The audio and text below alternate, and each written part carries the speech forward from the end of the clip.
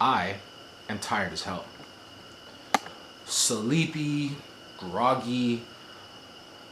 My mood is pretty good though. I'm not gonna lie. I'm not in a very bad mood. I'm not in a bad mood at all. I actually just finished playing some music on my live stream on YouTube. Same place I'm gonna upload this. But yeah, this is my first real just video. Just speaking in front of the camera, just looking in the lens. I always had some type of, instructions or some type of thing to kind of look after. I do now as well, but it's sort of like different because now I can just speak, There isn't an agenda behind this. There's just me trying to speak about me, you know.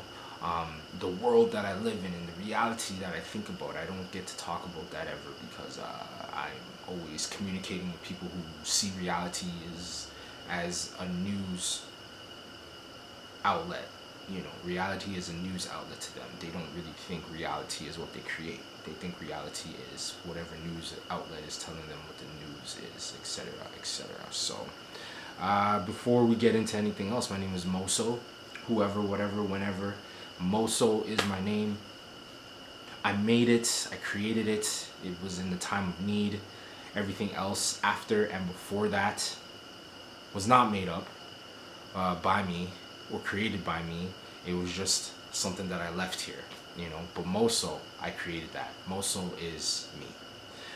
Thank you guys for even joining my channel. I mean, I ain't got much to say except that I live in a very interesting time in my life. I'm 29 years old. I'm an entrepreneur, artist. I play music. I create things. I'm actually really talented. I'm really skilled. I'm really gifted at just making things. Making things is my specialty. Call me a creator, if you will, and not just about content and stuff like that. I actually can create things in the real world. So that's why we're here. I create things in the real world, and I also create things within myself to express to people. Unfortunately, I've been leading myself astray for so long, trying to find people to respect and trust in me to do these things, not knowing that all I got to do is just trust myself and be confident in what I do. What do? I do a lot of things. I am able to photograph whatever is needed to be photographed. I can photograph things from product photography all the way down to making little studios for shoes to photograph for catalogs, things like that. Jewelry, I've photographed jewelry. I've photographed shoes. I've photographed products like mugs and clothing and things that you would probably think are unorthodox, right? But I've photographed these things, and that was just one side, trying to get into the gig life and stuff like that. And the other side of photography for me, my real passion is fashion. My real passion is fashion, fashion, fashion. I love how fashion and photography come together so well, like they were married at some point and then had to split up and become photography, fashion, and now they come together when the right people are holding the right tools and they're in the right clothes and they're in the right spaces to be able to actually execute a plan, So how I see it is that photography and fashion go together like peanut butter and jelly. Basically, that's basically it. Like, you're not finding a better combination when it comes to photography and also its subjects. Fashion fits right in, and that's my alley. Super hard to break into, super hard to even understand how people actually break into the fashion industry as photographers. But if you know the ins and outs of your own camera and your own willingness to learn new stuff, you're not going to be left out. You're more going to be included, and you can make your own moves eventually. But that is where the resources and learning come in. I got resources and stuff like that. If you ever need help, just message me on YouTube or DM me, either Twitter, Instagram, Facebook, whatever the case may be. But yeah, that's my passion. That's what I do. That's what I started off in. And I guarantee you're going to be shocked to hear the rest of this. So before I left for college, I decided to pursue film. Not pursue film, but learn more about it. So while I was in college for the second time, I was able to actually connect with some people, and we started a media group. We started this media group, and from this media group I was able to understand that there was more to film than just picking up a camera and turning on the red button and bomb, you gotta film. There are more aspects to it, and I actually went to go learn these aspects. I actually went to go learn these interesting facts about film, these interesting facts about life in film. And once I did that, that's when my world really changed. That's when I really understood my power. I really understood my expertise and why exactly I'm here this time, you know, to learn these things. Listen, I'm gonna give you guys a disclaimer. I don't give flying fucks about much, okay? I don't bring people into my dirt. I do my thing on my own, and I never ever have time to dwell in my past. If I want it, I go get it. That's how you should be as well. But the thing is, people want you to be scared of that. People want you to be scared of your own power, your own willingness to go do whatever the fuck you want to do. No permission asked, no scarcity mindset. And for me, I'm in that category. I am not into the scarcity mindset. I have too much. I have nothing, but I have too much. I have nothing at all. I have zilch, okay? I have zilch, but I have everything I need, and it's so much. It's so abundant. It's so amazing. You understand? And that's the lifestyle I live. In my next video, I'm gonna show you around the house I'm staying at, and basically you can now see that it's not really just me doing this by myself. I somehow got here. You know, I was able to actually set up the room in a way where it actually makes sense to do work in there. But my attitude towards how my life is going, I have to readjust. I have to readjust. And readjusting doesn't mean getting mad at people and doing crazy things. It just means understanding that not everybody can control themselves like you can. Not everybody can control their urges like you can. Some of them are very hard pressed to change their urges, but they need help. They need presence. And like I said, I go for what the fuck I want, and I seldomly get addicted, even though I have an addictive personality. I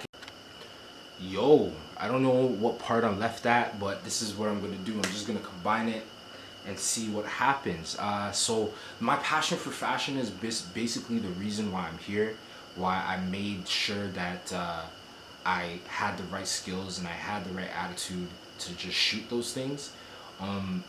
And yeah, so like the beginning of this really, and the biggest reason why film was so important to get into is because I had a specific challenge. Someone challenged me and told me that I couldn't do something. And when they told me that I couldn't do this thing, I wasn't very angry with them. I just told them, look, I'm already a whiz at all of these things. To be able to do this challenge, all I would need is the right skills, the right people around me, and the right attitude, and I'll make it. So this challenge actually set me up for about 10 years of just pursuing and trying to get this goal popping, you know. And that goal, honestly, let me just break it down. So the biggest goal that I've had in the last 10 years was to get a chance to work with The Weeknd, Abel Tesfaye, whatever the fans go by. I am a fan of The Weeknd. I am a fan of EXO. I really enjoy that they turned the city into a place of more feeling, more rational, more thoughtful. You know, even though things were dark, it still was a nice thing to see that someone from your same city, just like Drake, was able to make it out, you know, in their own unique way. And that's the thing, like, I was challenged, and the person basically told me that it's impossible for you to do that. Well, they didn't even use the word impossible. They just said the team is too small. They just said the team is too tiny. You're not going to be allowed on the team. So I said, look, all I got to do is get the right skills, the right attitude, and be in the right atmosphere to be amongst these people. And all I'll have to do then is just be ready to work. This wasn't some type of permanent thing that I was hoping that would last for the rest of my life. No. That's where we're wrong. That is not what I'm going to be doing. I'm not going to be wasting anybody's time trying to work with them too closely or whatever. I deserve my chances the way everybody else deserves their chances, you know. I am not singled out. I am not special. I am important, but I'm not special than anybody. And that's where we are this time. I don't feel like wasting anybody's time trying to hide my true intentions. That was my goal when I was about 18, 17, 18, and that was it. The rest of this stuff has been reminding myself exactly what I know. I know exactly how to use all the tools. I know exactly how to get all the accolades. I know what to do. You understand? So the attitude towards that challenge set me up to become such a great artiste, a great expressionalist, that, you know, I forgot about the goal. I forgot about the goal until, you know, I got the chance to actually be a part of House. House is a conglomerate of talented artists who are working with other artists in the city to kind of just boost their attitude towards art and culture and design and, you know, living, basically. And not to say I got a chance to be in House, but I got a chance to show myself. And I don't show myself often until the thing is really important, until the thing is really needed. And yeah, I did that. I was able to actually, you know, give the CEO of XO, the co-CEO of XO, some prints, some 3D prints that I made, and that was pretty much it. That is pretty much it. That's been pretty much my story. Through all my photography, through all my film, through all my art projects, through all of this stuff, I had one goal in mind, and I never stepped on any toes. I never crushed anybody's dreams. I always helped as much as I could. I always tried to see if there was something else I could do for people, etc., etc. I put myself in a position where I was always hurt. I was the one that was always bashing myself for not making it or whatever, right? So now we're in a different time, and I don't need cosigns.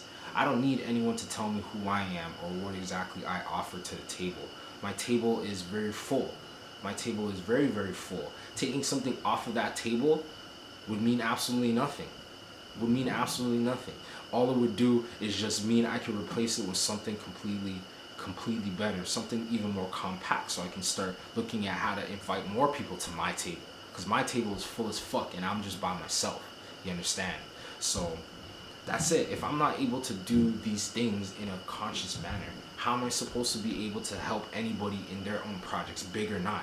You know, if I can't do this for myself, if I can't accept that I was the strong-headed one, if I can't accept that I was the hard-working one, if I can't accept that I was the self-sacrificing one, I'm not going to be able to bring anybody else to my table who has gone through the same thing. It's going to be very, very difficult. So I got to be the one to say this. You know, I wanted to work with The Weeknd, Abel Tesfaye, the CEO of XO, Lamar Taylor. I wanted to work with these people. I wanted to actually have a chance to work on a project that was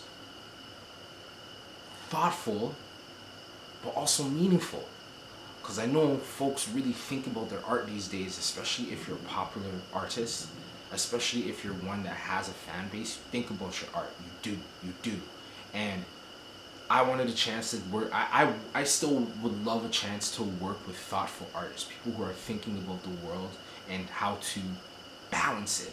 Because the world is unbalanced, and I see it every day. I see it every night. I feel both of those things, the day and the night. So this is where we are now. We're in an age where we can just speak to each other and just tell each other how we feel. You know, I'm looking off to the side here because I can see myself in the camera, but that's vanity for you. But yeah, like I'm here right now in my abode for now, just contemplating on what to do for the rest of the day, the rest of the night, and I decided to make this first video because there's nothing that scares me. I'm not afraid of shit all, and I doubt I will be in the far future. There's nothing that scares me anymore. Everything that has already been done is already as scary as possible. This is already the scariest you could possibly think anybody could be. bold, brave enough to say was a mistake. This was a mistake I made. These were the challenges that I overcame, and this is how I can help other people.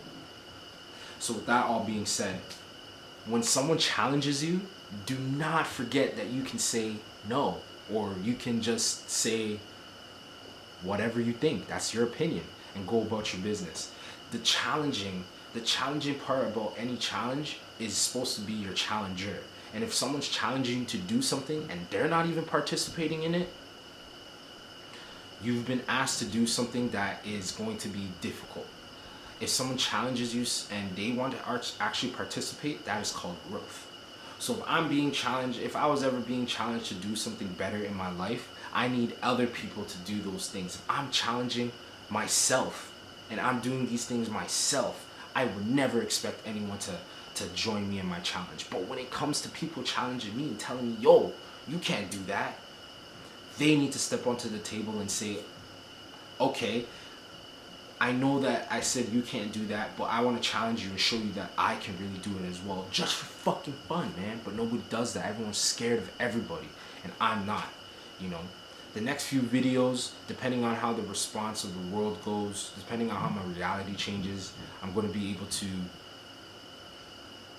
keep divulging things. But right now, this is my first official sit-down confessional video. This is me. It's Mosul Jones. Mosul whoever, Mosul whatever, Mosul whenever. I got a lot of last names. I got a lot of first names. I got a lot of things that people don't have a lot of. You know. And that's why I'm here. I'm here to experience that all and experience that feeling of nakedness. I'm very naked right now.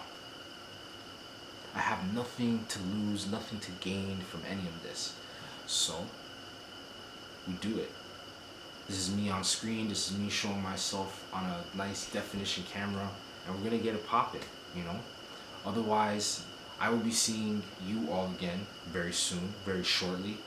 I'm just going to upload these videos, make it happen, and we'll see what's next, okay? It's your boy, Mosul whoever, whatever, whenever, however. I'm gonna take off right now. Keep saying, keep spiritual. Don't let people fool you into thinking that you're less than you. You are something huge, huge, brother, huge. So don't think that it's all for naught, okay? All right. Till next time.